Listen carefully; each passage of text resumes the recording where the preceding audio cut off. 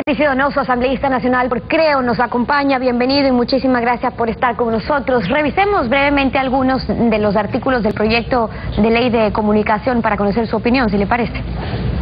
Por supuesto, sin embargo me gustaría hacer una pequeña digresión, si me permite. ¿Cómo no? Alfredo Pinargote debe estar al lado suyo y él hizo mención a las transmisiones de fútbol. Este canal, Ecuavisa, solía transmitir los partidos del Emelec y el sábado yo vi el partido completo Emelec Liga y en él pude ver como cada 5 minutos el gobierno hacía la publicidad de la segunda vuelta electoral.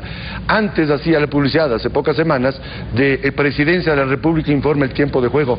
Nada con respecto al monopolio que tiene el gobierno en Gamavisión, en Telecentro, en Del Telégrafo, dice la ley de comunicación. No se incluyó lo que el presidente de la República el 8 de julio del 2008 ofreció a toda la ciudadanía, conjuntamente con el señor de apellido Bravo, a la sazón gerente de la AGD, para que los medios de comunicación incautados pasasen a manos independientes. Pedimos nosotros que algo diga la ley que se aprobó el viernes con respecto a este clamoroso monopolio.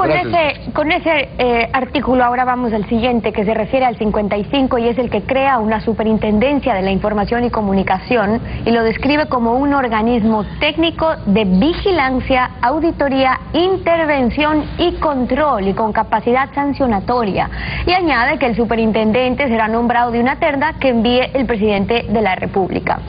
El Estado tiene como una de sus competencias el regular el uso del espectro radioeléctrico, las frecuencias, etcétera, porque son del Estado. Por eso existía la superintendencia de telecomunicaciones, pero una cosa es controlar el espectro y otra es controlar o querer controlar el contenido, la información que circula. A su juicio, ¿por qué tuvieron la necesidad de crear esta superintendencia y además a última hora? Porque eso lo incluyeron sin debate en la Asamblea. Su percepción es la correcta. Se incluyó algo que nunca se debatió ni en la pretérita asamblea ni en la actual. Hay decenas de asambleístas de Alianza País y por supuesto los del movimiento Creo, del cual yo soy parte, que jamás habíamos debatido estos temas. Y se incluyó este asunto de la superintendencia de telecomunicaciones que viola la declaración de principios sobre libertad de expresión con respecto precisamente a los condicionamientos previos.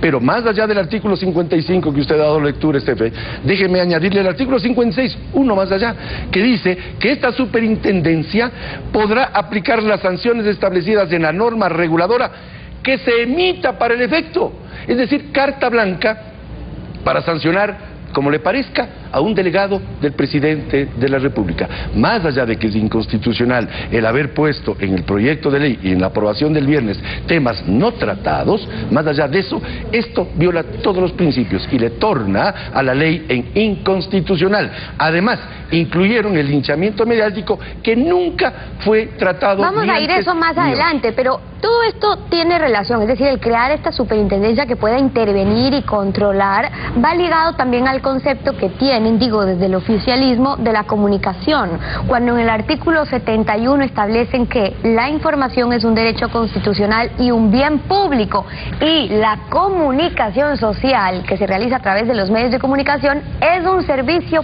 público. ¿Qué implicaciones tiene, asambleísta, la redefinición de este derecho, que por cierto también fue incluido a última hora, aunque se sabía desde hace algún tiempo que el presidente de la República así lo contemplaba? Un absurdo establecer un servicio público a la comunicación. ¿Acaso la comunicación paga una tasa? Todo servicio público paga una tasa. Además, cuando se establece que algo es un servicio público, no se puede competir con él. Yo no puedo competir con la empresa eléctrica de Quito y poner postes que vayan a las diferentes casas de los ciudadanos de Quito o de cualquier ciudad. El servicio público no puede tener competencias, de tal manera que con esta implicación conceptual, nadie podrá editar una revista sin la autorización absoluta, o sin el manejo, perdón, del poder público, que es el que maneja los servicios públicos. Esta inclusión es un absurdo porque impide la competencia en una actividad que puede ser pública o privada según como establezca la ley. Ahora, usted se refería al artículo 26 que habla sobre el linchamiento mediático y dice textualmente que queda prohibida la difusión de información que de manera directa o a través de terceros, sea producida de forma concertada y publicada reiterativamente a través de uno o más medios de comunicación con el propósito de desprestigiar a una persona natural o jurídica o reducir su credibilidad pública. Ahora, es el propio superintendente delegado del presidente de la República quien va a calificar cuándo es linchamiento y cuándo no. Le pregunto por qué. ¿Qué pasaría en casos como el de Pedro Delgado, por ejemplo, en el caso de USAC, o cuando todos los medios publicaban sobre el título, el préstamo de USAC, etcétera? Seguramente los afectados dirán que había un propósito de desprestigiarlo. Entonces, cuando convengan dirán que es investigación, y cuando no es un linchamiento, ¿cuáles serían los parámetros? Una señora me redactó esto el día viernes, me decía: asambleísta Donoso, ¿cuántos artículos de prensa fueron necesarios para que Pedro Delgado reconociera que falsificó su diploma? Con esta medida de linchamiento mediático, que además es inconstitucional, porque no fue tratado ni en el anterior plenario, ni en este, no nos enterásemos de nada. Yo le hago caer en cuenta a la opinión pública que si hubiese existido el linchamiento mediático, jamás el mundo se hubiese enterado del caso Watergate, que implicó la renuncia del presidente Nixon. Jamás nos hubiésemos enterado de las trafacías de Vladimiro Montesinos en el Perú. Jamás hubiésemos sabido los comportamientos de las dictaduras del Cono Sur. En otras palabras, con esta medida no podríamos saber cuál fue el valor del cheque, del señor que se tragó el cheque, a quién giró y por qué lo giró. De tal manera que, déjeme decirle, Estefi, a usted y a la opinión pública, yo jamás en mi vida me he enterado de un caso de corrupción porque me contó el vecino. Todos los he llegado a saber por acción de la prensa independiente. Si esa prensa independiente no puede hacer referencia a un clamoroso caso de corrupción porque puede ser acusado por la autoridad, que es el gobierno, de linchamiento mediático, cero casos ahora, de corrupción. como principio general, es decir, prohibir el linchamiento mediático suena muy bien para todos. El tema es quién va a calificar cuándo es o cuándo no, porque exacto, el reclamo hay que presentarlo al propio superintendente, que es elegido de la terna que envió el presidente, es decir, es un delegado del presidente Correa. Entonces, si alguien se siente afectado en su honra, pongamos en inversa, por el presidente o por sus ministros, si el desprestigio en su contra es constante en las cadenas del gobierno todos los sábados o en todos los medios que controla el gobierno, ¿podrá el propio delegado del presidente atreverse a decir que ahí hay linchamiento, o eso solo aplicará en una vía? Solo aplicará en una vía, porque en los últimos 6 años y casi medio ha habido un linchamiento todos los sábados, y todos lo sabemos. Linchamiento, inclusive habían un par de payasos contratados por el gobierno o por el Estado en las cadenas sabatinas que se reían y se mofaban de los candidatos a la presidencia de la República. Y yo recuerdo que se mofaban de Guillermo Lasso en forma infructuosa, pero se burlaban, y ese es un verdadero linchamiento. Jamás una autoridad nombrada por el gobierno va a poder acusarle al presidente de ese acusamiento, linchamiento mediático.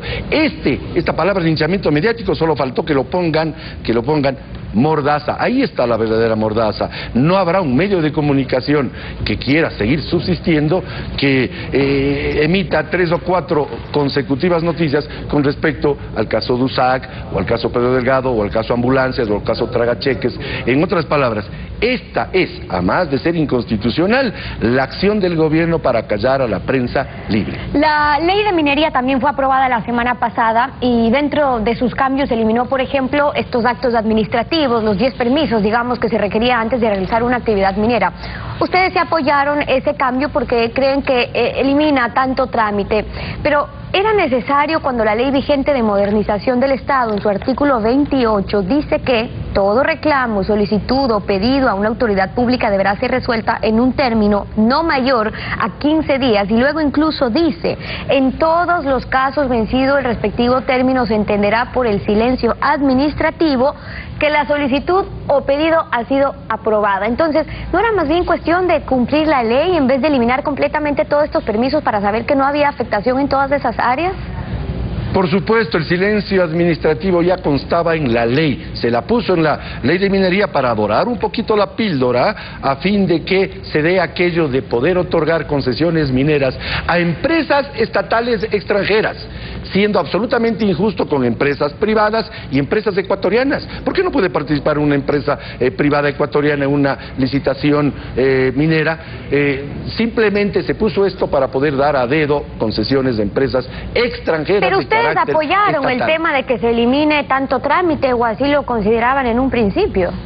Así es, en cierto artículo, me parece que es el 27, se eliminaba a varias instituciones como el Ministerio de Defensa, Patrimonio. Yo estuve de acuerdo, inclusive dije, ya basta de pedirle permiso inclusive a la FIFA para hacer una licitación o una autorización minera. En eso estuvimos de acuerdo, pero jamás pudimos, y por eso no votamos a favor de esta ley, aun cuando los conceptos eran buenos en algunos términos, porque a dedo se pueden entregar esas licitaciones. Y Stephanie, competencia es sinónimo de eficiencia. Eliminaron la competencia y a dedo se puede dar una concesión minera. Es decir, además, con los cambios aprobados, primero se puede entregar una concesión a una empresa estatal extranjera sin concurso, sin licitación, sino de manera directa. Y ahora también un concesionario puede transferir libremente sus acciones con solo inscribir y notificar al Estado que lo ha hecho. Entonces, quedamos en que una empresa estatal puede tener un contrato a dedo a pretexto de esta alianza estratégica, pero luego transferir libremente sus acciones a otra empresa sin que el Estado tenga que autorizarlo.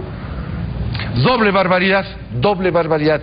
Y quiero hacer referencia, más allá de lo suyo, Stephen, que hay un viejo adagio que dice: en arca abierta hasta el justo peca. Imagínese usted el poder que tiene aquella autoridad que va a dar a dedo una concesión minera, cuando estamos hablando de miles de millones de dólares. Eso en español se llama corrupción. Podría ser atractiva para ciertas gentes, no de este gobierno solamente, de cualquier otro, porque una ley tiene que durar por lo menos unos 4 lustros, aquello de poder dar a dedo una barbaridad. Y luego, lo que usted menciona, el que esa concesión pueda ser luego vendida. Es decir, es una especie de circuito para no competir, para entregar a dedo las cosas, para eliminar la subasta pública y el buen comportamiento en una competencia leal que mejoraría la calidad de las empresas que vengan al Ecuador, que hagan minería responsable, que cuiden el medio ambiente, que traigan tecnología de punta. Pero no, todo eso se eliminó con el perverso artículo 4 y el artículo 6 de la ley minera. La postura de Patricio Nosso, asambleísta nacional por Creo, acompañándonos hoy en Contacto Directo. Gracias.